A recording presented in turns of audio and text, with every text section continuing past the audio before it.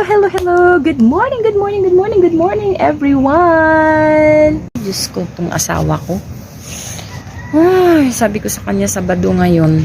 Walang pasok yung anak kong panganay. Tingnan natin yung sa cellphone, be. Ayan, nakapatay pa yung mga ilaw. Di ba talaga Sabado ngayon? Pag wala ka talagang pasok, di mo na alam kung anong araw. Tingnan natin kung anong araw. Di ba? Ayan, Sabado.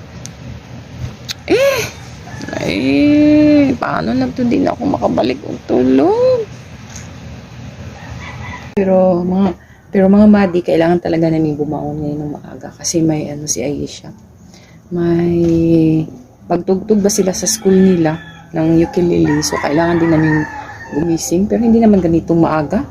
Ayaw talaga maniwala ng asawa ko na Sabado ngayon. Iwan ko sa kanya. Pa! Where's your phone? Ha? Ayaw mo talagang maniwala nga Sabado ngayon. Tinignan mo na yung phone mo? Yung maniwala sa akin, mga mare. Sabi niya talagang hindi ko munang pailawin yung ilaw. Tulog pa yung mga bata.